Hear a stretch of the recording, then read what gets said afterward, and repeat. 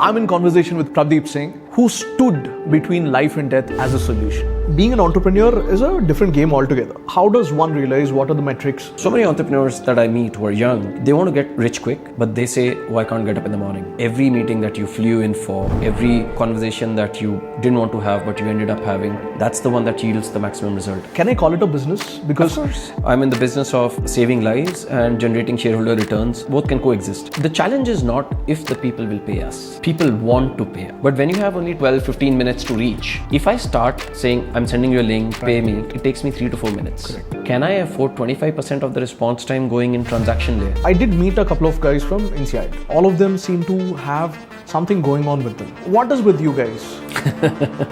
It's not those who come from INSEAD, but those who go to INSEAD. The other consulting job that I got was in Sao Paulo in Brazil. Lots of money, status, and everything that I wanted. Right. But I gave that up to come build this. What do you chase? Over time, I have realized that I don't go to work to earn money. I go to work to work. Nice. I really enjoy working really incredibly hard because, come on, you have a country that's the 4th largest economy now. Who has a chance of generating more wealth is a person who enjoys the work that they do. We overestimate what we can do in a day and we underestimate what we can do in a year.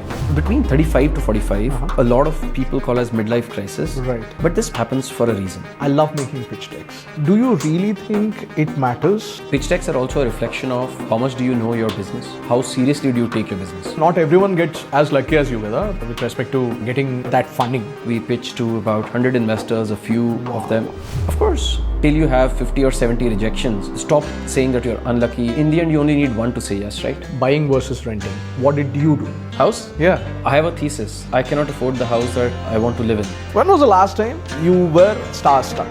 Oh, Punjab Cricket Association, that's where I used to play a lot. So I've played alongside Harbhajan. Growing up, you really think of these as Superhuman beings. Last year, I had a chance to meet Mr. Ratan Tata. I was amazingly starstruck. If you have 10 lakhs to invest. What can take those 10 lakhs away overnight? I have an accident, 10 lakhs gone. Yeah. First and foremost, I'll buy health insurance, 20% in savings, and I'll gamble the rest. That means do the highest risk investment that is possible. I don't literally mean gamble. I'm a risk taker. Hate it how Indian media celebrates failures of entrepreneurs. Right. It's okay to fail.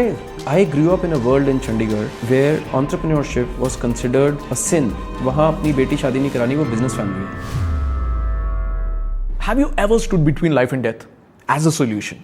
Meet Prabhdeep Singh. According to him, he didn't start Red Health with a great idea, but with a great question. The question is very simple. Why do 1 in 3 Indians have to die because of help not arriving on time? In a world of comfort, he's building a system for crisis. Since founding Red Health in 2016, he's expanded to over 20 plus cities and partnered with over hundreds of hospitals. Backed by a recent 20 million Series B funding from Jungle Ventures to push that reach to more cities and more hospitals. Beyond saving lives, Prabhdeep also has opinions on everything. Well, almost everything. Stuff like midlife crisis in men, how to be prepared for it, how to design your life to avoid it, how to look at things from a pragmatic point of view, and a lot more. Well, this is less of a podcast and more of a guide on how to be prepared for everything and anything, on the roads and in life. Good morning. Time to save lives. Arey wow, very nice. That's what we do every day. Is that your tagline? It's not a tagline, but it inspires me a Right. lot. And so we have a very functional tagline. It's called the medical emergency experts. Right. But we are now, of course, expanding. The business has become much more than just medical emergencies. Right. So I'll talk about it, of course. But at the core of it, we save lives every day. Right. And every single hour of our existence. Cheers to that. When was the last time, I'm sure you've met your fair share of celebrities and stuff. When was the last time you were starstruck? Oh, that's an incredible question. Back in the days, I used to get starstruck very often. Right. And whether it was, so I've played cricket growing up, right, fairly professionally. And, Punjab won yesterday, so... But Punjab Cricket Association, that's where I used to play a lot. So I've played alongside Harbhajan, I've played alongside, they were all seniors of mine. But in the Punjab Cricket Association stadium where I used to practice, you would have all the cricketers that we now know who've grown up. Wow. And I used to be awed by the fact that how these professionals are just human beings like all of us. Right. Because growing up, you really, think of these as Superhuman beings. superhuman beings. Last year, I had a chance to meet Mr. Ratan Tata. Wow. And it was at his home in Mumbai. Wow. I was invited as part of a meeting that one of our new investors, Jungle Ventures, incredible people, and they invited me over. They asked me, would you want to meet him? And why would I say no, right? I flew in for him, and little did I know that he would not be with us. It's a big loss to the world, big loss to the country. But I was amazingly starstruck meeting him, because it was completely opposite to what you would expect, right? No airs about him. He was so sharp, even at, who knew it was the last year of his life. He was sharp. He knew the business that we are in. Right. He gave me great advice and spoke about empathy. And the fact of the matter is, when you meet someone who's seen the country grow, Right. you see, he's seen India through various stages. The post-independence India, then the 61 China conflict, then you have the 71 Bangladesh creation, then you've seen the 1991 liberalization, you've seen 1999 Kargil, you've seen India scale up its IT/ITS, and Tatas have been there as the bedrock, right? Whether it is the Tata Steel, whether it is the airline before and airline again now, Right. chemicals, salt, Education. right? They've been part of the India story. Right. And for Mr. Ratan Tata, one individual, to be at the helm of it for the last 35, 40 years, and to see that transition, and yet just sit there encouraging young people like us to further his cause, to further the cause for country's growth, was incredible. I was starstruck. So, growing up, I thought it's all Bollywood and cricketers that matter. Right. But as I've, created my own enterprise, I've realized how difficult it is to run a large company. Right. And hence my people that I look up to, it's shifted to more people such as Ratan Tata, Mr. Ratan Tata himself. Incredible. This made me think, when you're talking about large organization, managing a large organization, I know a lot of people who are extremely talented, skilled people who can serve at different levels, even as a director, MD, CEO. But being an entrepreneur is a different game altogether. So how does one realize that he's good at managing stuff and delegating stuff, or he's good at being an entrepreneur? Because not every successful employee can become an entrepreneur. So how does one realize? What are the metrics? What is your observation? So for any good entrepreneur, leadership and management both are things that are important. Right. You can't say that I will be a good entrepreneur without being a good manager of people. Right. If you're running a one-person shop, right? Say you're a creator. Right. Even then you will need to manage your own time. Correct. You need to manage your customer, you need to manage your vendors, you need to manage stakeholders, maybe your investors, right? So at a certain point, what is super important for every successful entrepreneur is to realize that he or she needs to be a great manager. Right. Manager of people, manager of time, manager of priorities and things. So it's not enough just to say, I'm an entrepreneur. Right. To start an enterprise is a milestone. It is I have started an enterprise. But now to take the 0 to 1 journey, then 1 to 10, and then 10 to 100 is practice. It takes consistency. So the way I think of it, and I realize this through a lot of mistakes, is entrepreneurship is fancy, but growing a company requires consistency. Right. You need to show up every morning. You need to do the basics right. You need to have your rituals that you follow, and then you let compounding happen. Right. It cannot be, it can't be fickle. So many entrepreneurs that I meet who are young, they want to get rich quick. Yeah. They want everything done, but they say, oh, I can't get up in the morning. Right. Oh, I can't show up to this meeting. Right. I'm feeling low today. So it's, maybe they will succeed, but chances are that they will not. Because over time, what compounding does is that for every meeting that you flew in for, every conversation that you didn't want to have but you ended up having, every customer call, that last customer call at 8:30 p.m. that you want to go home but you make, that's the one that yields the maximum result. And that discipline, that consistency is what matters. Wow. The line of, can I call it a business? Because of course. It's a service-oriented business. It's all right. Yeah. It's a business. I'm in the business of saving lives and generating shareholder returns alongside. Right. So both can coexist. Right. So on the face of it, people have no clue about how an ambulance or a service works. The number is free. It's a toll-free number. Emergency. It works even when there is no signal. One, I was always wondering how does that happen? Number one, and number two, who pays for these services? Number two, and three, yeah, the private ambulances, it's on the customers. But otherwise, these two questions I wanted an answer from. Yeah, let me actually give you a background. Yeah. It'll help, right? So at Red Health, we believe that we manage more emergencies than any single hospital in the country. Right? And the reason is because most of the hospitals rely on us to manage emergencies on their behalf. Right. Which is outside their gates. Right. Once you're inside the hospital, we hand it over to the fantastic emergency systems that has been created within the hospitals. So we started as an ambulance company. Today we are an emergency response company. Right? There's a difference. Ambulances is a transportation business. Correct. Emergency response is answering a phone call, understanding what's going on, and sometimes saying you don't need an ambulance. Right. You need advice. Right.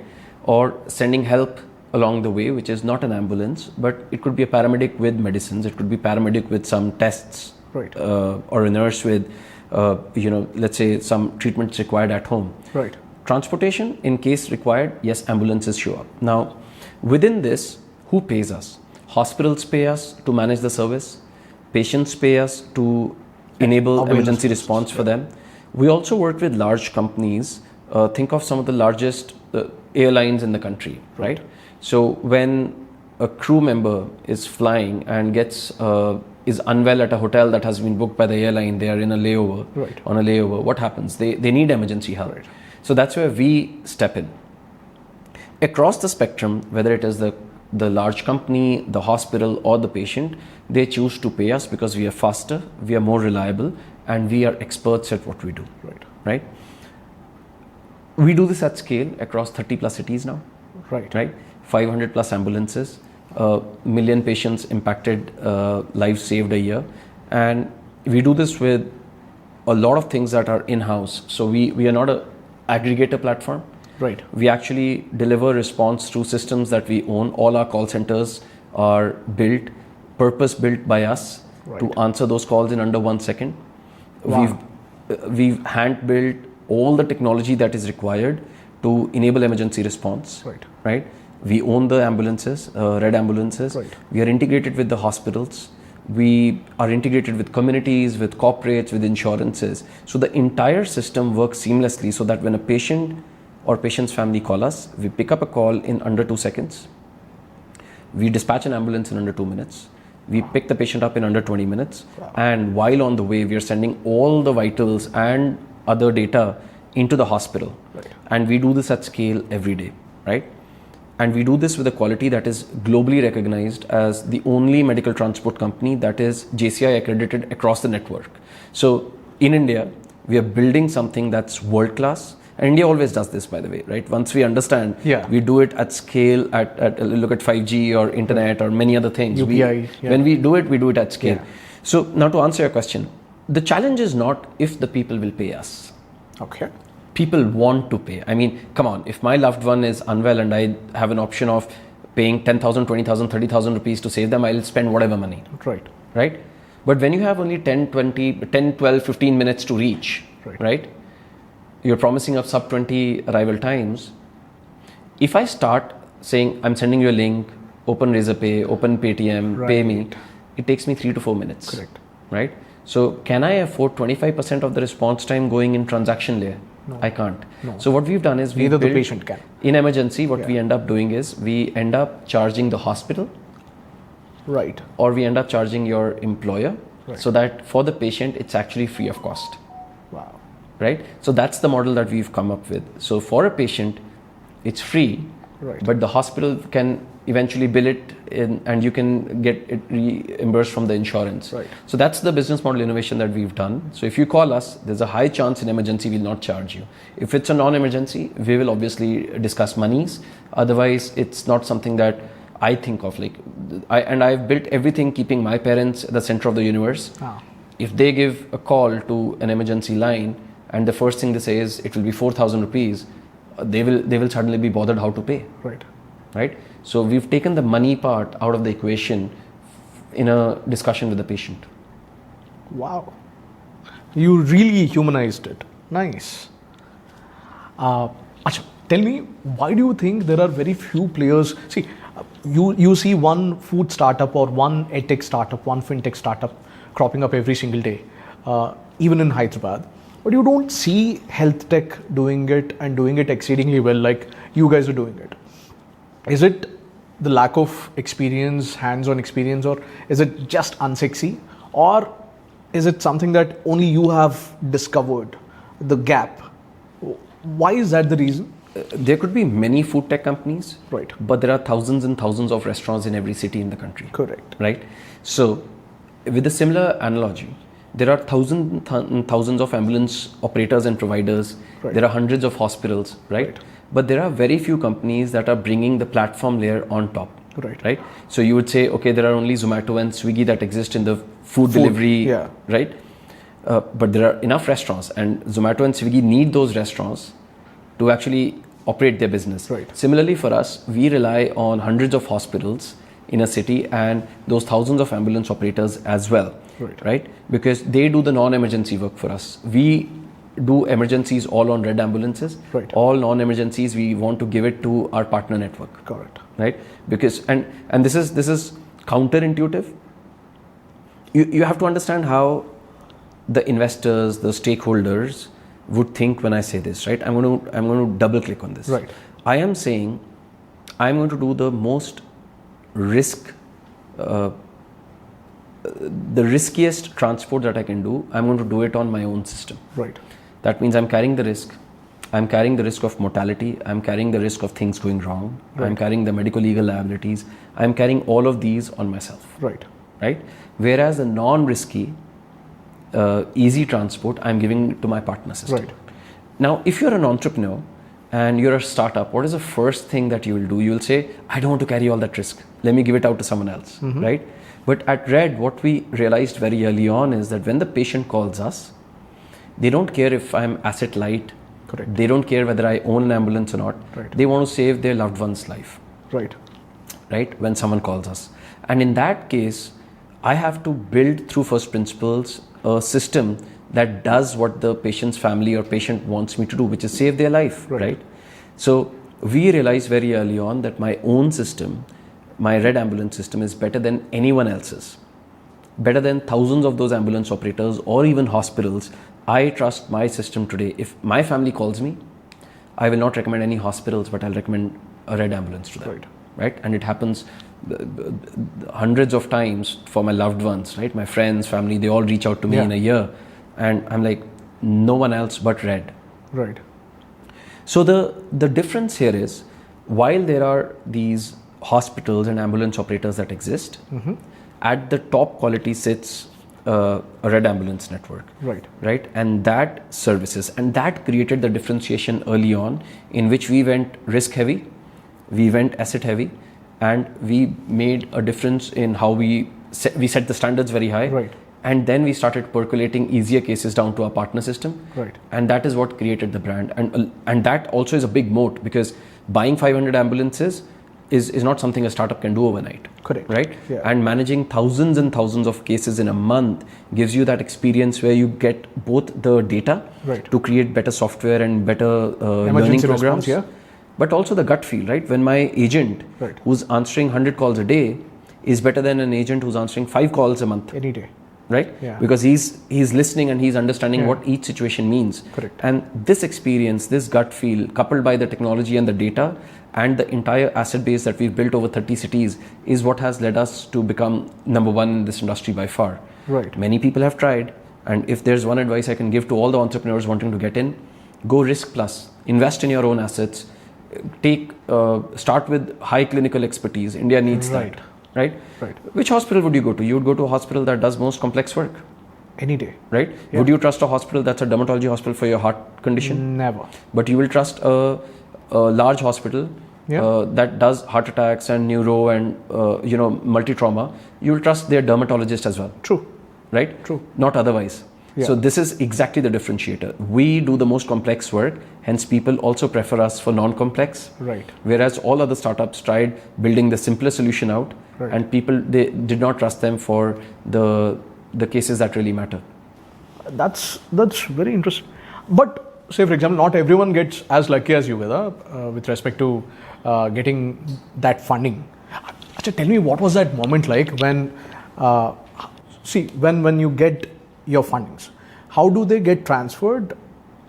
Do you see those numbers in your mobile or via a check? How does it happen? Because nice. Yeah, it's a brilliant question, because you don't know how that feeling is till you actually get that money in your account. Right. And when that money comes, actually the stress multiplies. 100%. Right? So what happens in a fundraising process is that you go out to a bunch of investors and you explain to them the following. What are you trying to build? Right. Why are you doing it? What is the market like? Who are you? How long can you stick in this business? What have you done so far? Right? What has been the customer feedback? What has been your operation strategy, etc. So you could go into as much depth. Right. But broadly, what matters is, and this is an advice to all entrepreneurs, choose the largest market that you can. That matters a lot. An average entrepreneur in a very large market will always do better than a brilliant entrepreneur in a very small market. Interesting. Right? And I give this example internally to my team as well. Imagine you are in the business of selling swimming pools in India. Right? In the US, swimming pool construction, maintenance is a very big market because the country is wealthy, there are large homes, right? Yeah. Let's say you're the best entrepreneur ever to exist. And you decide to sell swimming pool in India. Right. Right? Would you be very successful? Not really. Because the market, my scale is because the market is small. You could be really good at it. Right. You could make your monies, but it is never going to be a very large, correct, right? Business. Yeah. So an average entrepreneur in a very large market has a distinct advantage over a brilliant entrepreneur in a small market. So what hurts me a lot is when I see young entrepreneurs, brilliant at what they are, deliberately choosing the smallest market, right? They want to open a restaurant. Right. Restaurant is a very small market. Correct. Right? It's fancy, but the scale at which you operate a restaurant is always small, unless you multiply it by 100 or 200, which rarely it happens, right? What are the large markets, right? Who's doing work for housing, steel, put up a manufacturing plant? India needs those big markets to be exploited and explored by young Indian entrepreneurs. Right. And healthcare is a very large market, right? And what I realized very early on is that the emergency response, 10 years later, you and I will be 10 years older, right? Yeah. But so will be our parents, so will be our uncles and aunts. Right. And the likelihood that they are diabetic is higher and they will need emergency help. Right. So 10 years later, this market is going to be larger. Right. And so when investors what they look for a brilliant entrepreneur in a brilliant market. Right. If you can multiply that, right, the chances of you raising funds go up. Right. And not every business requires funding. So some businesses can be built slowly and they can be built very large. Some businesses require that additional amount of money to quickly scale up. Correct. When we decided to raise money, we realized that we are fairly decent entrepreneurs in a very large market, and there is going to be a distinct head start if we raise capital and we build the technology and we put that asset base going. Right. So we went out, we pitched to about 100 investors, a few of them. Of course, I say this to entrepreneurs. Open your wardrobe, stick a chart in it, right? And write all your rejections. Every day that you open your wardrobe, you should, till you have 50 or 70 rejections, you may not stop saying that you're unlucky or have those rejections under you. Right. So we had those rejections, and in the end, you only need one to say yes, right? 100%. You don't need 100 to say yes. Yeah. That's a more difficult problem than only 2 saying yes. Right. So money comes as your salary comes, or as any customer money comes. Money comes, you look at it, but next day you wake up and know that all the promises that you've made to the investor now have to be fulfilled. Right. Right? And 100% of those promises is just average. You have to go 110, 120, 130% Right. of the targets, of the promises. So to all the entrepreneurs who love raising money or think that that's the end goal, it's not. It's step one of building a business. Most of the people that I speak to end up wasting the first check that comes in. You raise a couple of checks and then you realize what is important. Right. First check is easier, 5th check is tougher, and 10th check is virtually impossible to raise from investors unless you've done something. Right. Money comes in exactly how money comes in, right? You get an SMS and you see that the money is wired, but behind that SMS is maybe 6 to 9 or 12 months of non-stop meetings and rejections and an effort to get that check. And that day you sleep easy, but the next day you realize that the real work now begins. Right. So is there a standard as such that the investors have in mind that इस industry को हम 5 rounds दे सकते हैं? This industry, you can't take more than 2 series of bets. It depends on the industry. Okay. So for example, if you're in space tech or if you're in defense tech, Right. most of the investors who will invest in these businesses and this industry understand the long gestational period, Right. right? It is a given. But if a consumer investor is investing in space tech, assuming that the revenue will come in a few years, maybe they are not in the right space. Right. And if you are going to a consumer investor to raise money for a business that has a long gestational period, then maybe you have a wrong investor on board. Right. Right? But on the other hand, let's say that you are in a consumer business, right? You want to create a healthy snack brand. You know, parents want their babies to have a better moisturizer, and you believe that moisturizer is something that you can sell. Any consumer brand. Right. This requires very quick experimentation. It requires build-up of distribution. It Correct. requires partnership with, say, a Blinkit or a Zepto quickly to get the quick commerce going. Right. You want an investor who has invested in consumer brands before, Right. who understand, who can pick up a call and call a few of these large distributors or large QCOM companies Right. and say, hey, can you help my guy? Right. Right? So choosing an investor is an important consideration very early on.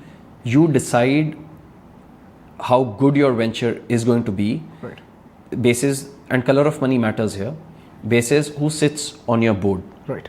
Today, I rank my investors as some of the best investors in healthcare. HealthQuad, Jungle, Kalari, right? They understand. So HealthQuad is an investor that is deep in healthcare, right? If there's a deal in healthcare happening, it's coming to them. Right. Kalari is a consumer and consumer tech, right? Right. Dream11 is theirs. Right. Mintra they invested in, right? Right. And they have invested in hundreds of consumer Yeah. companies. Then Jungle knows B2B well, Jungle knows enterprise well, Jungle knows healthcare well, right? So when they sit on my board, I get suggestions, advice, we argue, we debate on things that open my vista, right? It makes my vantage, because I'm the only founder. Correct. If I had, let's say, one founder from tech, one from operations, and I was a business guy, maybe there would be more rounded conversations between the founder group. Right. But as a solo founder with my board sitting alongside, I use them almost as co-founders. And given that they come from these different backgrounds, I'm able to pick up the best and apply. So at Red Health, I'm a B2B company because I have to do contracts at scale. Correct. With large hospitals and large companies, right? And my contracts with large companies are largely Fortune 500. Right. And these are long contracting cycles, long receivable cycles. With hospitals, you do at-risk contracts because you are managing their patients in their premise, Right. with your system. But then I also have patients calling me direct, and it was 0%, and now it is almost 20% of patients who call a red ambulance instead of a hospital, right? So I'm also a consumer company.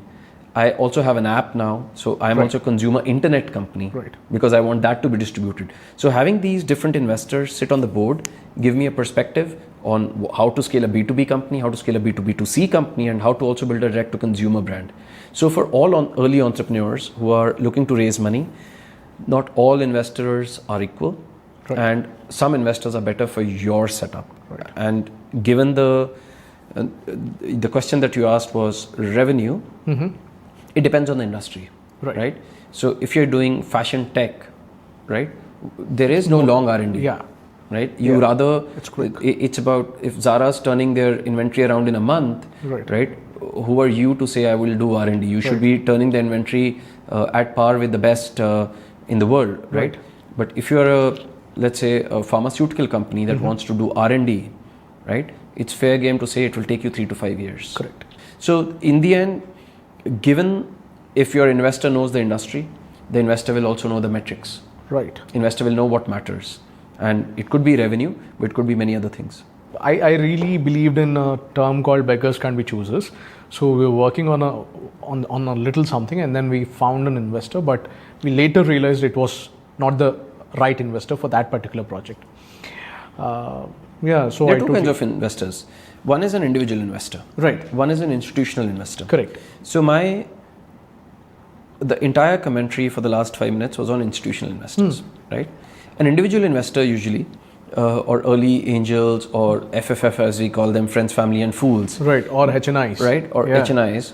Whenever they invest, their first priority is to get the monies back and multiplied, right? But some of these investors also are looking for an adventure. I know a few investors who invest because they have surplus, but they have surplus money but not surplus fun. Correct. Right, so they're looking for that. Right. They're also looking for co-curricular activities beyond their home turf. Right. So they believe that having multiple investments is important. But if you're a serious entrepreneur in a serious market, I strongly suggest going to institutional investors because they will truly up their game for you. Right. And this is where my small lament about Hyderabad ecosystem versus a Bangalore or a Bombay ecosystem is that Hyderabad doesn't have too many institutional investors here, right? The likes of Sequoias, Excels don't have an office in Hyderabad as yet. I've been told that they will be opening offices soon here, some of the grade A investors, tier 1 investors. But in Bangalore, you don't have to rely too much on individual investors because there's usually an institutional investor that will step in and bring in all the other investors alongside. But when you start with a large check from an individual, it usually means that you're bringing a co-founder on the cap table. Yeah. One thing that I've realized of late in the last couple of years is at least I find it very interesting making pitch decks. I love making pitch decks. And I wanted to make pitch decks that communicate, not just. I hate the process where I explain something, I read out the bullet points from the pitch deck. It needs to speak to the investors and in a language that they understand. So, do you really think it matters? The pitch decks do matter? And if so, how they have evolved over time and what is currently working? Is it the videos, or still the documents, or just the projections, or how's it working right now? Pitch decks matter. You have to understand that for any investor, they receive hundreds of pitch decks every day. Correct. Right? Yeah. So a few that stand out will at least get you a meeting. Right. So pitch decks are also a reflection of A, how much do you know your business? Right. B, and which I believe is an important signaling mechanism, is how seriously do you take your business? Right. If you've invested enough time in making a pitch deck that stands out, that clearly communicates your business, your ambitions, and the market opportunity, at least the foot in the door, where you want yourself to be in front of the investor, will be accomplished. Right. It will not lead to a fundraise, but it will open the doors to that fundraise. Right. So there are markets in which you are the pitch deck. That means you as the person are the pitch deck, right? So say that you've created 4 companies and sold them successfully, and now you're going to create a 5th one. It's possible that you don't need a pitch deck, but you can shake hands on an idea. Right. But for a large majority of entrepreneurs who are doing it for the first time, pitch deck or a video or a website or whatever these days the right mechanism to communicate could be. In the end, what you want to communicate to an investor is, here is a business, here is the opportunity, and this is why you should invest in it, right? Presentation or a pitch deck is a medium. So if you're doing robotics, does a pitch deck matter, or actually showing a working prototype of a robot? Any day. Right? Yeah. So some actually encourage investors to experience what the product is. Right. Right? So say if you are a consumer brand, along with a pitch deck, imagine that you're sending actually your product. Right. Right? To experiment. It carries weight. Tell me what made you also invest in the business of restaurants and hotels. So I mean, I have a small investment in a restaurant and a couple of other things. Right. As I said, I mentioned that sometimes you need that co-curricular. Everyone thinks that the grass is greener on the other side. Right. And I joke that most Sardars are good at 2-3 things. One is a lot of us are in transportation, truck right? So ambulances are my truck business. Correct. But then we also have dhabas, right? Yeah, you do. So I have a small investment in a restaurant that is my dhaba. Right. And but let me circle back on why I did that.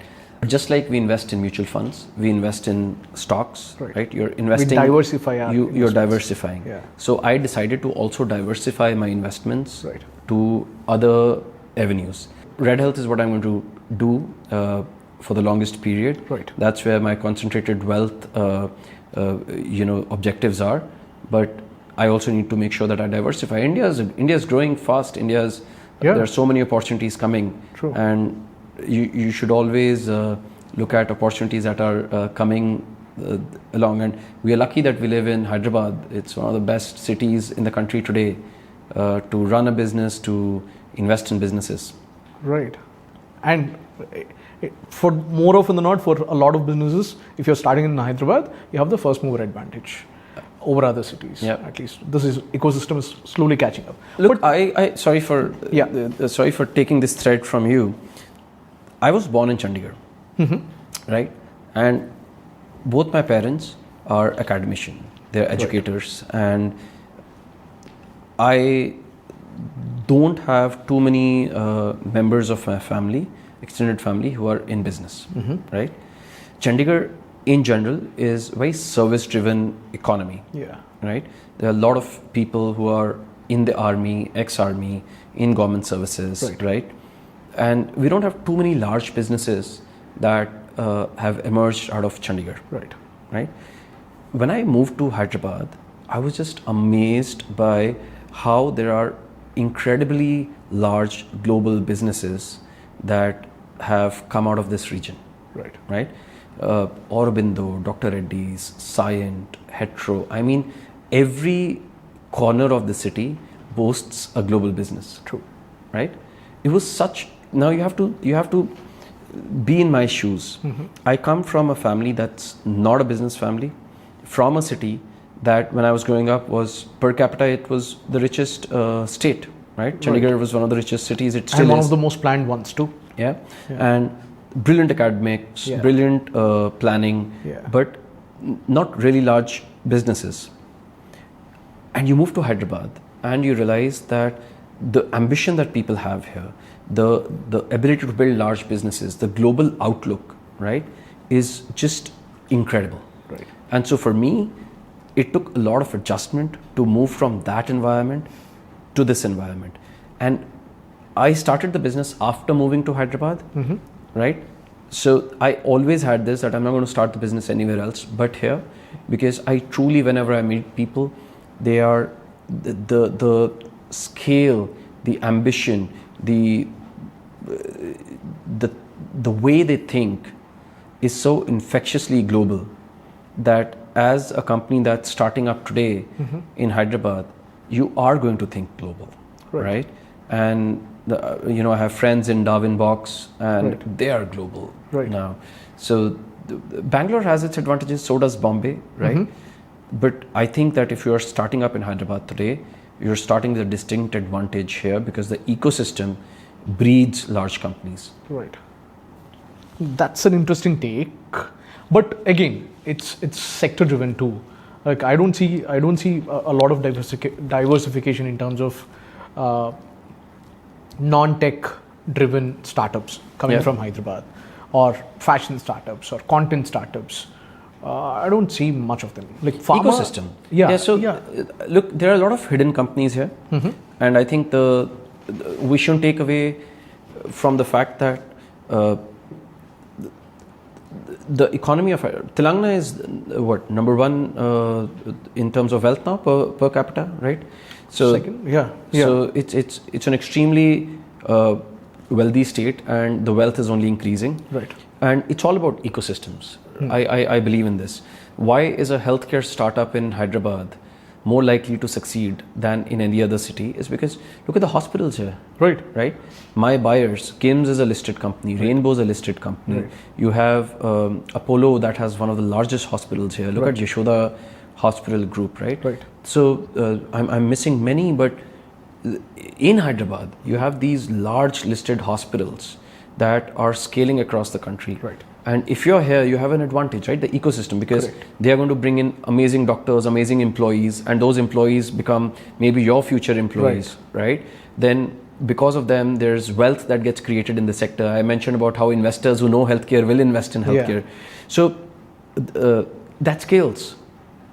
And I believe you just need a few companies to become sufficiently large, and then the ecosystem evolves. Right. So for otherwise, and this is also an advice to an entrepreneur, because it was part of our data consideration when we put the data on why we should be in Hyderabad. Healthcare here is big, hence why we are here. Right. So if you're let's say a fashion startup out of Hyderabad, then you're choosing to be disadvantaged. Correct. Right? There are better cities for fashion in India than Hyderabad. Right. So you also have to choose the arena you want to play in. Right. Fair enough. Just like the same goes with investors. Yeah. The same with the ecosystems. So I was watching this. So I did meet a couple of guys from INSEAD. Okay. And all of them seem to have something going on with them. Like they're either amazing speakers doing some great stuff, taking time off because they can, the luxury of doing that. The blah blah, if I'm not wrong, is from one of the guys. Blah cars, INSEAD. I use it. I used to use it as a student. What is with you guys? And sorry, but why do you think a lot of South Indian parents, or at least in Hyderabad, don't really necessarily go to INSEAD or inquire about it? It's always about the US or the UK. Well, I have to argue there. Mr. Jagan Reddy's daughter went to INSEAD. So he's an exception. Yeah. So, but Hyderabad has one of the most active INSEAD alumni group across the world. We are very close to each other. Okay. And it's headed, the INSEAD community, the INSEAD association in India is headed by a Hyderabadi called Mr. Vivek Subramaniam. He's a promoter, he's director at Fourth Partners Energy, one of the largest solar companies in the country. Right. What an amazing gentleman. So, what's going on with us, those of us who are from INSEAD? First and foremost, it's not those who come from INSEAD, but those who go to INSEAD. Yeah, right? Exactly. So, the school pre-selects for a certain vibe, right? And even when we give interviews, the question that I answered was, tell me the craziest thing that you've ever done, right? And I tried to give some storied academic answer, and they said, no, literally tell us something that you've done which you'll describe as crazy, right? So my classmates have run marathons in North Korea, right? My classmates have been, they've done a road trip from the US down to Patagonia. People have done internships with folks in Myanmar and Cambodia. It's super common.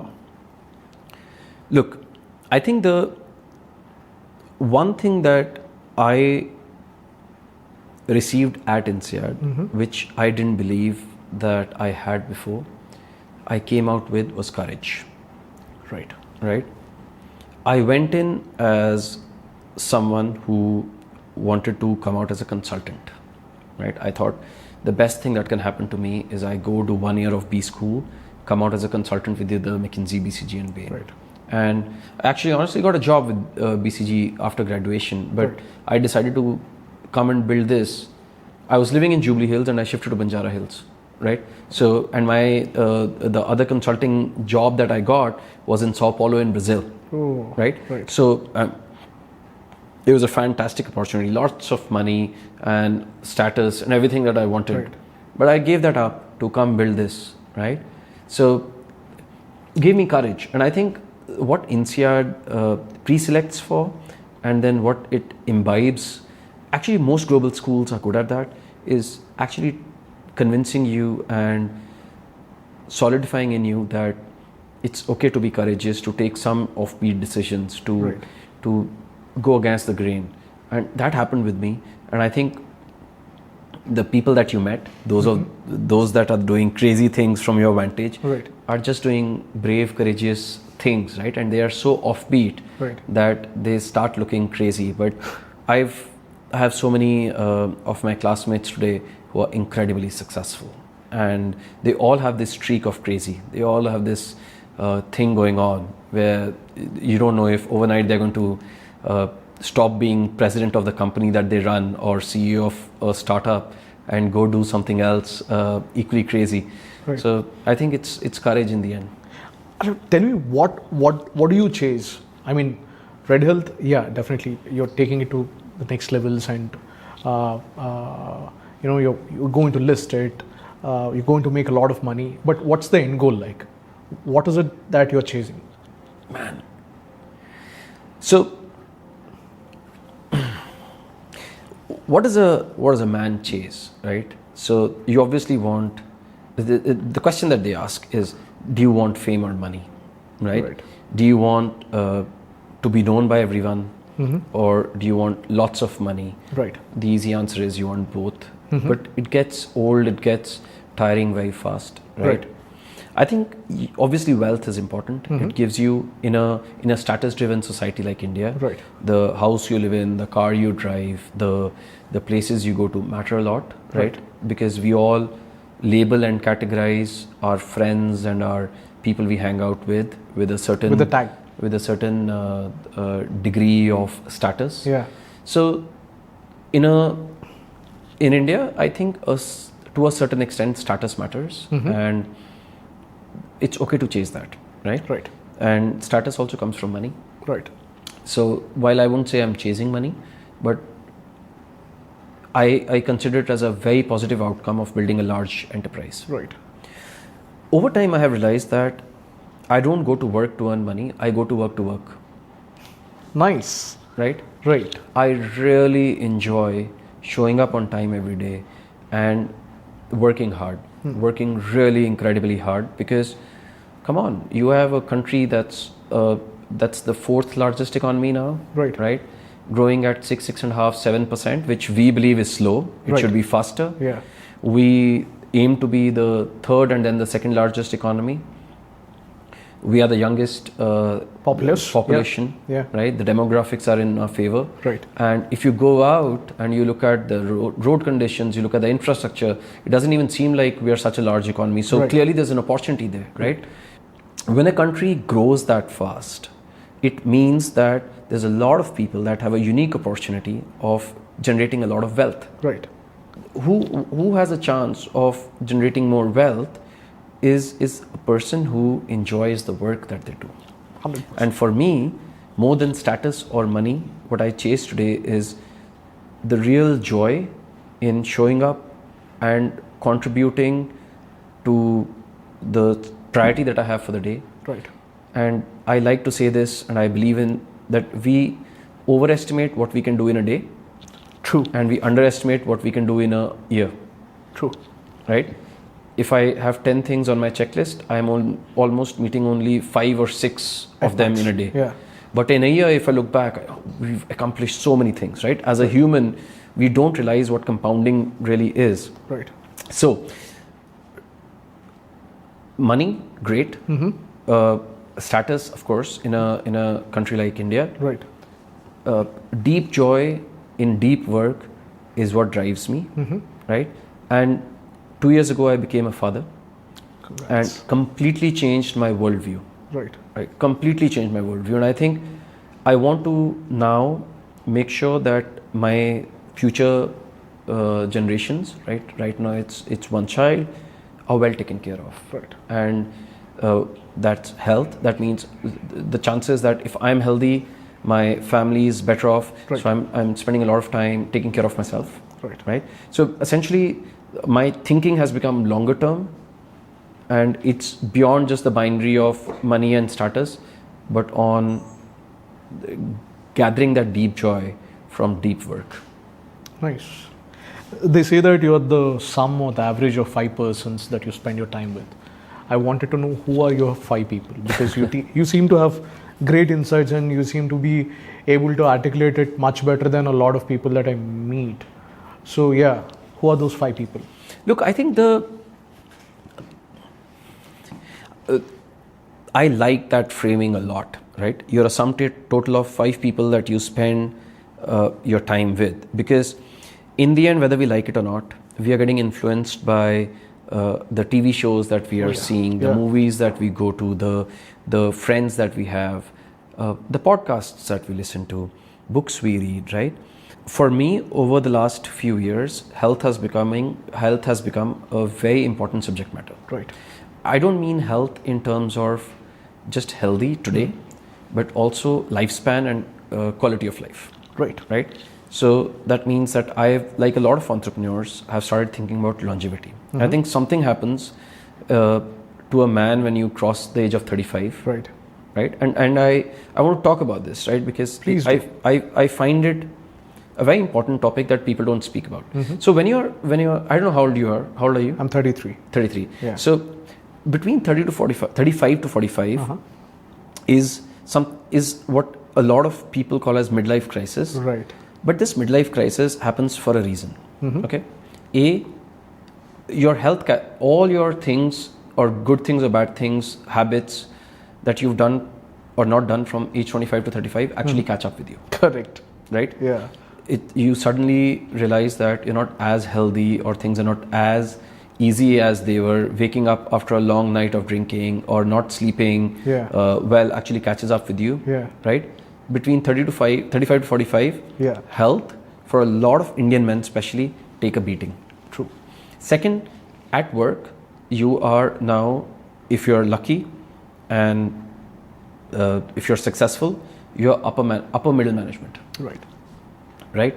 So the competition at upper middle management is actually very intense, right? Because positions above you are lesser, right? And then there's a younger generation that is vying for the position that you are at. True. Right? So you are at work more stressed.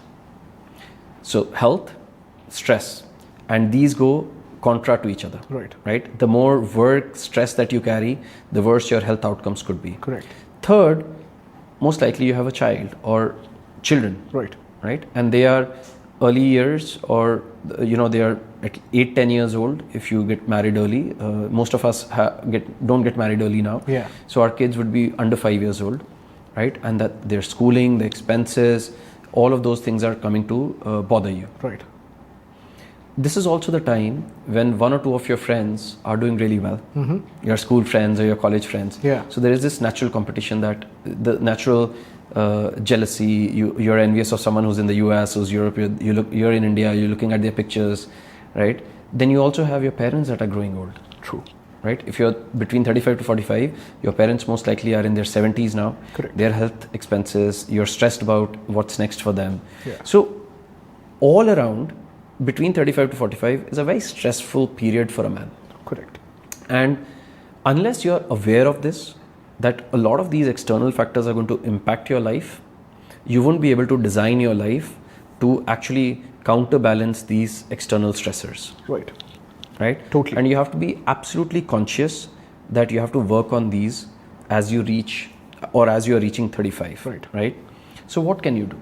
First and foremost, start with your own health. Right? So for me, now to tell you the 5 things, so that given my life situation, first,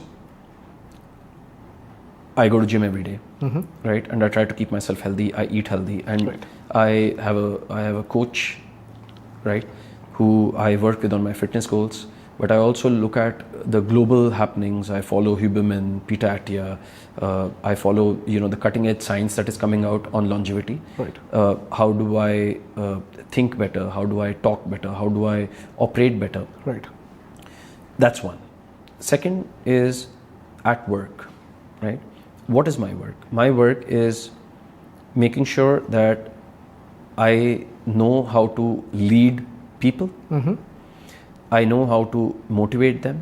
I know how to operate with them, how to reward them, right? So essentially, these are management, right? How you manage, how you lead people. So I have a business coach there, incredible person called Gaston I work with, and I've been working with him for 2 years. He's an executive coach that I have learned a lot from on how do you lead people, lead a company. Then at home, right? Your micro unit that you have at home, how do you make sure it's as peaceful as possible? You design those things. Then wealth. So if you're lucky, you will have a good person, a good coach who mentors you, who manages your wealth, right? Guides you, has an open. In India, our conversations around wealth are very weird. Yeah. Right? Yeah. Wealth is not a zero-sum game. Correct. Right? Two people can be rich. Right. Right?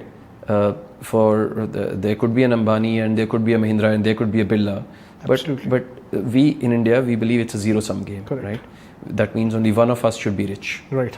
Whereas economy becomes better and it's better for all of us if all of us are rich. Right. But wealth is also a very relative game, right? I want to be richer than you, not just rich. Yeah. Right? And that's a status-driven society's problem. And Kunal Shah says this about Indians, right? As long as we keep being status-driven, we'll not really escape this whole mindset that all of us can be rich Collectively. Yeah. So for me, the fitness coach, health coach, business coach, right? Then making sure that my friend circle, my family unit where I spend time. Then wealth, right? Having positive conversations about wealth.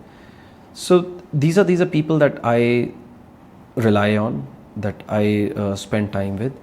Apart from that, honestly, it's my friends, same friends as since nursery. Nice. That I've had, the INSEAD community, the friends from INSEAD. So I read a lot, listen to a lot of podcasts, but honestly, it's consistency. Nice. And all these people that I spend time with, it's not I have one conversation and then leave it, but actually years and years of context setting, understanding, growing as a human being. But look, that 35 to 45, it's my strong message to men, Indian men. If you're beyond 30, start designing your world, because your parents will grow old. That stress will come on you. Your child you will bring children into this world, hopefully. Or you will have, your career pressures. Right. So people need to start taking a conscious call towards designing their life for better. So when people talk about AI of late, like AI seems to be the buzzword, there are contradictory messages coming in from experts. Like Naval says one, there's one more guy called Srinivas Rao, he says something else. 90% of the AI-driven startups which use AI as a buzzword will not exist in a few years, because they're built on something, on the top of something else. And the second thing that they say is AI is going to make us all very comfortable, and people will start finding new ways to entertain themselves. There'll be less work, there'll be more automation, and you will find newer avenues to entertain yourself. So the content, the rise of content and fresher avenues to entertainment will be up, and you need to concentrate there. So these are the two things that I've heard. I wanted to know what are the versions that you have heard, and what is your take on the things that I've heard? All of these don't have to be true and false, right? They can be partly true and partly false. Right. Look, what are we trying to do is we are trying to steer into the future and we are all making, through our context, our own versions of it. Correct. So think of it as internet, right? In late 90s, when the dot-com bust happened, a lot of companies died, Right. right? But also emerged the Amazons and Googles of the world. Big time. And because of them, the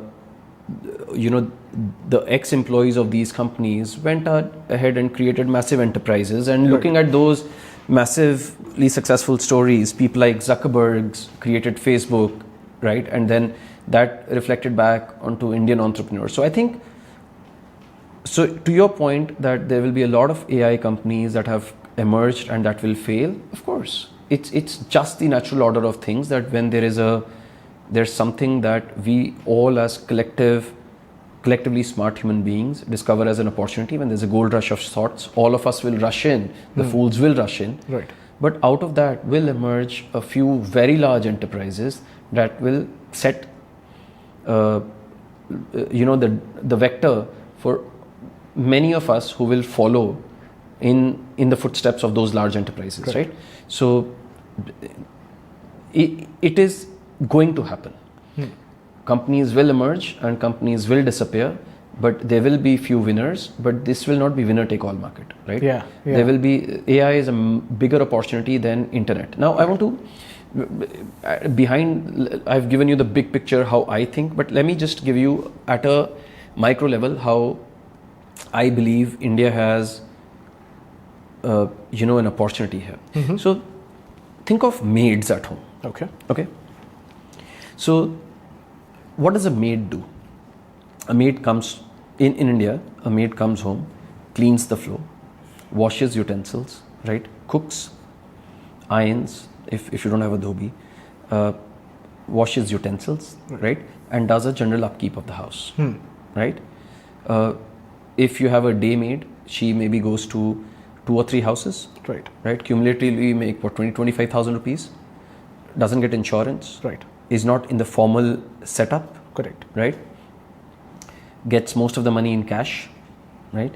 Spends most of the money in cash, right? So it's almost part of the informal economy. Now, multiplied by millions and millions of homes and millions of these maids that work, right? Is washing machine or a dishwasher a replacement for a maid? Partly yes, right? Yeah, partly yes. Partly yes. Yeah. Fully no. No. Right? Because someone needs to load in, etc., etc. Cute. Yeah. But I was talking to a friend recently who's looking at robotic as an opportunity, right? General purpose humanoid robots. Okay. And he believes that these robots in the next decade and a half will take away a lot of menial work at home. Right? These general purpose humanoid robots can do ironing, can do cleaning, can do dog walking, right? Can do your, let's say, cooking. Let's keep cooking out, and everything else they can do. They can do elder care. They can act as nursing assistants. Wow. Right? Now, what happens in this case? So one argument is that so many maids will lose their job, right? The other is, well, there will be a factory that will make this. India will get industrialized. And many of these, a lot of women, hopefully, will get employed in formal sectors like it happened in China. So it is overall better for the economy. Right? Now, then you take self-driving cars, self-flying planes. You could take many applications and you could start sensing what could happen in that industry. Would there be a company that can do this? Would there be a bunch of companies that can come and solve this? And what will happen to the labor that is deployed there, right? Globally, every time new technology has happened, there has been displacement of labor and productivity has gone up for the human beings at large. But that doesn't mean that a certain subsection of people don't suffer. Right? In the world of AI, the industrialization gave us 10, 20 years of finding another vocation. Right? Information age gave us maybe 5 to 10 years. AI is not even giving us people who are enrolled in a certain degree are realizing even before the degree has ended that, oh boss, they are now disrupted already. Right. Right? There are certain section of students that are realizing, man, I can actually use AI to supercharge my abilities. True. Right? So if you're a graphic designer today, or if you're in the business of content writing, and if you don't use AI, you're worse off. Yeah. But if you're smart and use AI, you're more employable than before. True. Right? So, my long rambling answer can be summarized as follows. Number one, there will be companies that will come and there will be companies that will die, but from those ashes will emerge some truly path-breaking companies that will set the vector for all of us. Right. Right? I'm hoping some of these are Indian companies. To that. Within that, there will be a lot of opportunities to displace what is today menial / unproductive jobs, right? And bring in software plus hardware, or hardware plus AI, which is very applied to a certain job. Like for example, I still can't believe that dhobis exist. Yeah. Right? Ironing is such a it should be automated. True. Right? I mean, I think folding clothes should be Automated. Right? I hate that. Wardrobe management should be automated, and everyone spends a lot of time doing this. Yeah. And self-driving is becoming a thing in the US. Waymo's as much market share as Lyft in many markets. Right. So people say, oh, self-driving will never come in India, and I'm like, but when it comes, it'll come immediately. Right. My dad is, as I said, is an academician. He's a researcher. He's just retired as from one of India's foremost pharmaceutical education. Right. And he writes research papers. I introduced him to Notebook LLM and ChatGPT, and he was in the habit of researching on Google, right, and literally typing things out and publishing it as research articles. Right. I was telling him about ChatGPT and Gemini and everything, and he was very resistant at first. And then I told him there's no different than doing what you do with Google and writing it all down. Right. Right? Why don't you use this? He spent 2 hours with it, comes back and says, this is magical, I am better off. And now his velocity of publishing research is 3x. Wow. Right? Right. He's 70 years old. Right. So that change is coming. Right. We are going to have AI impact all of our lives. And my only advice to entrepreneurs, to students, to people who are worried about losing their job is, you will, if you don't adopt it and if you don't stay ahead of it. I interview people today. When I interview new people at Red, honestly, I ask them in the first 5 minutes, tell me all the AI tools you use and you know. If they say they don't, then we don't hire them. Tell me this. I've always wondered, paramedics and people, more or less you work with paramedics and blue collar workers, and the skilled workforce is very, very, very, very less. So how do you find them? Do you have your training centers? Do you impart training? How does that work? India is a very large country. Right. We are 1.5 billion people. Yeah. So you throw a stone, you will find a vocation and someone occupied in it. Right. Right. Having said that, how seriously do they take their job? Right. How trained are they in true world skills? Is something that is a difficult task, because our college system doesn't do a great job of training paramedics, right? So we've taken it upon ourselves, given the data that we have, given the real world application that we know of. We've created our own system called Redversity. It's a company, it's a separate enterprise, which is in the business of training paramedics. And we use all the data that we generate through Red Health. We devise that into a better curriculum, right, with simulation centers, with real world outcomes being tracked. And we bring these paramedics and we train them. So we have a finishing school concept. That means if you're a trained paramedic working somewhere, we can train you to be a paramedic at Red. And conversely, if you're a 12th, you're just clearing 12th, and you believe that you want to be a paramedic, we have a 3-year course for you. Look, for me, the big opportunity is as follows. Right. Globally, there is a severe lack of skilled allied medical professionals. Right. right? So we know in the US, many doctors are Indians. Right? Yeah, most of them. In Germany and in Europe, many doctors are Syrians and from North Africa. So in a declining population, not many people are choosing to be nurses or paramedics or OT technicians. Correct. Just like in early 1900s, in early 1990s till late 2010s, Yeah. Indian ITS Right. became the backbone of software development and knowledge work globally. Correct. I believe in the next 15 to 20 years, Indian healthcare workers, I'm not talking about doctors, Right. talking about allied healthcare workers, will be the backbone of global allied health solutions. Right? Right. So we at Redversity are very confident of our talent being delivered globally.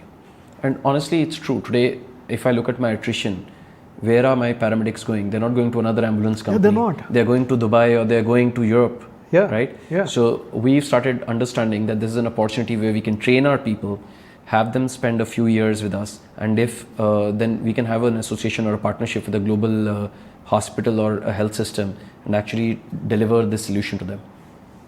Nice. Now, I'll ask a question that is totally unrelated. There's this big debate going on for years, and nobody seems to have a clear insight into it. Again, buying versus renting.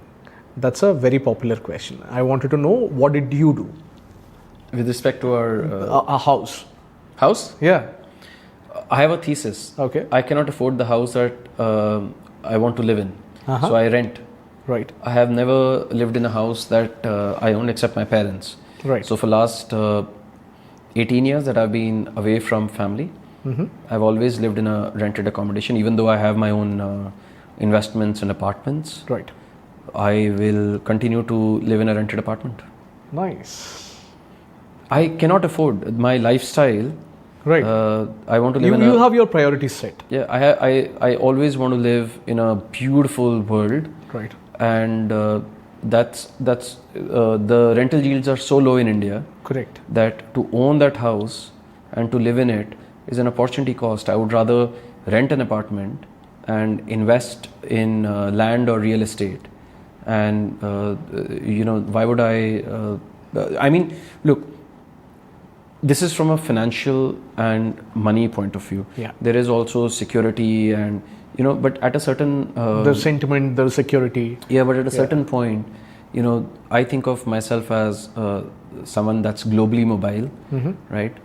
Why would I want such a strong anchor, Right. where I've invested 15-20 crores in a house that I want to live in? Right. It becomes, instead of security, it almost becomes a shackle, no? But I also say this because my parents have a house. Yeah. I have a couple of investments already. Right. So it's very, for my context, my wife doesn't really fully agree with this, but I cannot afford a house I want to live in. How do you invest if you have 10 lakhs to invest? First and foremost, I'll buy health insurance. Get your uncertainties covered, right? So I would buy health insurance so that what can take those 10 lakhs away overnight? Correct. In today healthcare, that 10 lakh can vanish overnight. I have an accident, 10 lakhs gone. Yeah. Right? So a single night of hospitalization in a hospital that I want to go to will be 1 lakh rupee. Right. So you're losing 10% of that. I would rather spend 30,000 rupees, get top of the notch health insurance or 50,000, whatever it is. It's right? not even 30. Yeah. Yeah. Get health insurance, Yeah. get life insurance, right? Secure the downside. I would put, with my risk appetite, I would put 75% in equities, right? And keep 20% in debt or savings, right? Right. And I'll gamble the rest. That means I'll do the highest risk investment that is possible. I don't literally mean gamble. Yeah, I get it. But I would seek the riskiest optionality available, which includes entrepreneurship, which includes basically, just playing the highest risk option that's available to you. So in life, I believe that risk to lena hi padta hai. And the youth of India needs to take more disproportionate risks around investments, especially creating businesses. Right. Right? I think if you look at what the US and China do, they encourage disproportionate risk taking. Right. right? So starting up is disproportionately risky. Creating large taking large entrepreneurial future bets is disproportionately risky, and we should be encouraging that. Right. Taking courageous decisions. What if you had 50 lakhs to invest? So let's cover the basis, Yeah. right? And put 30 lakhs in, 35 lakhs in equity, right? Look, I'm talking investment. Yeah. So investment. I'm talking, assuming that I already have a business, right? Yeah. If I don't have a business and I have 50 lakh rupees, So yeah, if you're a working employee and you have I am trying to, there is no one panacea for all. Right. So if I'll give my context. Correct. I am married, I have a son, I live in a rented apartment, I have a company, right? That is, for me, I'm financially secured there, and now I have incremental 50 lakh rupees, I can take risk with it. Right. Right? What I would still do is put 30 lakhs in equity, right? Put 15 lakh rupees in my savings, right? Assuming I already have a house and all that, and rest I'm going to basically do the highest risk thing that I can do with it. But if the contexts are different, if I am 25 years old, I have 50 lakh rupees, I'm putting all 50 lakh rupees in starting a business. Nice. What kind of business would you start? I'm going to figure out how I can lever the 50 lakh up, Ah. right? So I'm going to figure out how can I make that 50 lakh rupees to play a 5 crore worth of bet, right? So that means, is there anything that the government wants us to do, right? If there is anything that the government is incentivizing, and something that the banks are happily allowing levering to do, right? So leverage is very important. So for me, 50 lakh rupee investment to take a 5 crore worth of bet is something that I'm going to go after if I am not disproportionately good at something. Right. So let's say if I'm really good at fashion or art or music, or let's say I am bound by certain boundary conditions within which my mind works, right? Then I will obviously put my monies there. Right.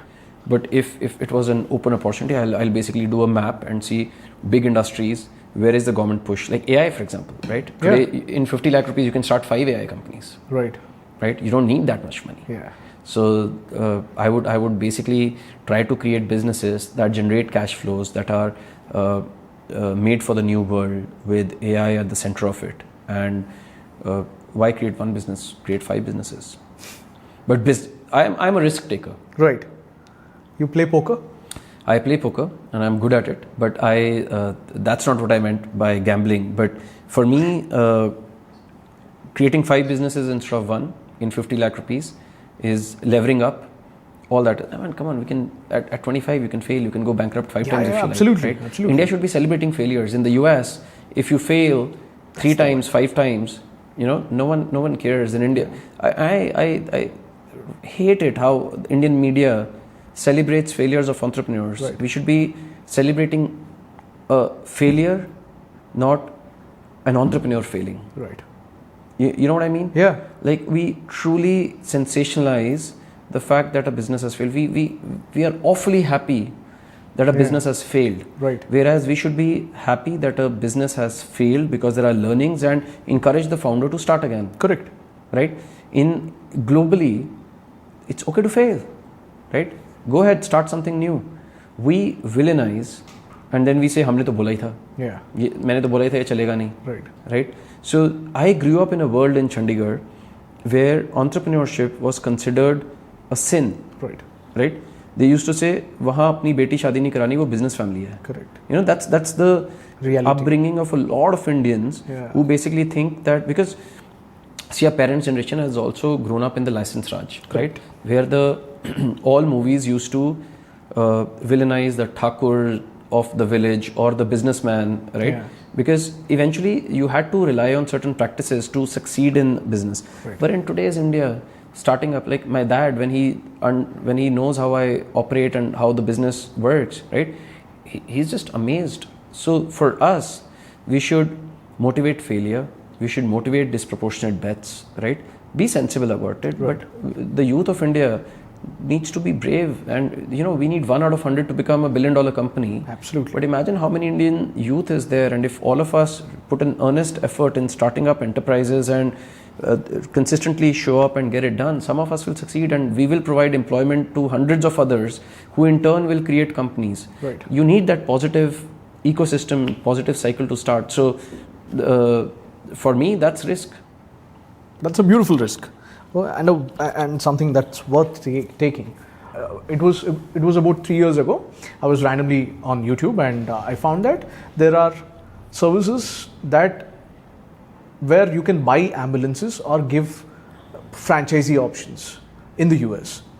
And a brother and sister duo were explaining about the pros and cons of that ambulance business. Do you see that happening in India anytime soon, or is that something that you're considering as an option with Red Health? We believe that there is a lot of scope of wealth deployment in this sector. Mm-hmm. We actually have a franchisee system at Red Health. Oh. And there's a strong reason for me to believe that in the near future, we will move to a very strong franchisee system. Right? And this means that investors should and can put vehicles with us, similar to how they put vehicles with large cab fleet, etc. Yeah. And ambulances generate more returns per dollar and more shorter payback periods there. So absolutely, and I will, anyone can come on Red Health, or they can reach out to me, and I'm happy to explain to them how the franchisee system works. But we give, our investors get between 16 to 18% returns and they invest in building the country. Nice. Wow. This wasn't highlighted on the website as such. Yeah. It's something that we don't have on the website, but we do through direct channels. Right. I always wondered who designed or who composed the siren. Any idea who? Oh wow, that's an incredible question. I have no clue. I tried searching for it. I didn't find any definitive answer. But I did hear a version where it said back in the day, Indian temples used to have the chankam. During the times of emergencies or wars. So emergencies had a different tone to it, and war cry was a different shankam, the device that was used. And incidentally, that happened to be the first siren. Nice. As far as Indian context is Thank you for educating me on this.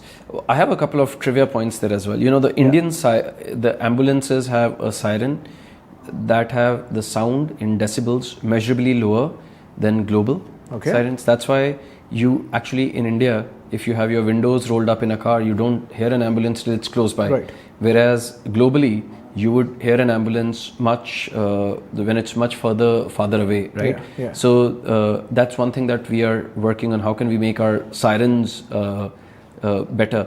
And look, so for me, there's just so much work to be done on Indian ambulances. We only have Force and Tata. Correct. Right? I don't know a single person who has a Force car today. Yeah. Right? Yeah. People who have Mercedes or even a Rolls Royce are forced to go in a Tata or a Force ambulance. Right? And we are working aggressively, and we are encouraging the government to open up the regulations, to bring global OEMs like Toyotas, to bring in best of the ambulances in the country. The reliability of these ambulances so low, they often break down. Right. And I think it's unfair that we as Indians, we don't have access to global ambulance quality, unfortunately. Wow. This is something that a lot of people aren't even aware of, because we're not presented with options. Yeah, you have a Volvo bus here. You have a MAN truck or a Mercedes Bharat-Benz available now. Yeah. Right? I think from a commercial vehicle point of view, ambulances are the worst in terms of their reliability and in terms of their quality. And unfortunately, the government of India hasn't actually looked at it as closely as they should, because if they did, they're going to basically make the global OEMs come in. Toyota is one of the world's largest ambulance manufacturer. Wow. And given the reliability we know of Toyota, and Indians love Toyota, we should have Toyota ambulances in the country. I mean, are the air ambulances thing really happening? Are they taking off? It's becoming a very large business for all of us. We are one of the largest transporter of patients in air ambulance. I still don't own a single fleet. So we lease this on a use basis. Right. But give me a decade and I'm going to put a few air ambulances on ground as well, dedicated. We'll be the largest owner operators of air ambulances soon, because patients love us, the work we do. Man, this morning we just completed a case. We took a patient, end stage patient, who was, you know what the last wish of this gentleman was? To go away in front of his children, and children live in Buffalo, New York. And this patient, we picked him up from a very small village in West Bengal. Wow. Brought him to Kolkata, then Hyderabad, then Dubai, then JFK, New York, then drove him through Niagara Falls, he wanted to see, to Buffalo, New York, right? And he reached this morning, and we actually have I'll send you this picture, you can show to the audience. There's my, the doctor, the flying doctor, outside their home with a red air ambulance flag. Wow. And it took us 36 hours to travel with him, and we brought him safely so that he can go away in front of his family. That's what we do every day. 500 such cases on a daily basis today. Wow. Let's talk some data, some numbers. This is the final thing that I wanted to know. How negligent are we on the roads, and how much negligence is costing us? Number one, and number two, what are the amount of lives that are being saved on a day-to-day basis? So, numbers. 70 million incidents that can be classified as emergencies happen every year in India. Okay. 70 million. 1 million is 10 lakhs. Right. Right? 70 million incidents happen every year. We manage about 1 million of these. Wow. Right? So, our market share is virtually nothing. Right. But this 70 is growing at close to 10% year on year, and the intensity of these incidents in terms of the clinical care required is actually increasing. Right? Because people are getting older in an unhealthier way. Right? India loses 1 life every 4 minutes to road accidents. Right? That means by the time we are speaking, this entire room has gone away. Right. That is $12 billion of productive human capital lost. Right? These are lives, about 2.5 lakhs of them, that we shouldn't lose. You know how many lives does Sweden lose in a year? 0. Oh wow. Right? If you have a single loss of life in Sweden on road accidents, arguably there are far more adverse weather conditions. They're snowing, they're hillier. India, we lose it purely on negligence of the driver, negligence of the traffic authorities. The roads in Hyderabad, and I laugh. I stay on 31st floor. Right. I look down and I just laugh at how crazy the roads are designed. Right. And we truly believe that if we have to become a developed world, we have to reduce the number of people that we lose on roads. Better. I have a wild idea, and I Please. Truly wild idea. I think we should cancel all driving licenses, give 5 years as the time that starting 2030 May, all driving licenses are void. And in the next 5 years, each human being in India that carries a driving license has to go for a retest. Good idea. And go through stringent global lessons. Right? And zero corruption at RTO level. Right? And driving licenses to be renewed only after clearance of all these exams, all the trainings, right? And encourage the car manufacturers, right, to put the onus on them to set up their driving schools, right? So if I want to go buy a Toyota, they should make sure that my driving license is compliant, and they should take the onus of investing in training me. Right? Cancel all the driving licenses with a 5-year notice. Because, you give 500 rupees, 1,000 rupees, everyone knows this, you can get a license. There's just so many stupid drivers on the road. And that one stupid driver makes, others lose their lives. So I think we need to take brave, systemic decisions to reduce the number of people that die in India because of absolute stupid reasons. Right? Fire norms. Right. There is just no excuse in today's world. In the world of AI, What are we doing losing people to fires? Absolutely. Right? You should have smoke alarms that are AI compliant, that the moment they detect a certain ppm of smoke, they should be calling emergency services. True. Right? They should be blaring.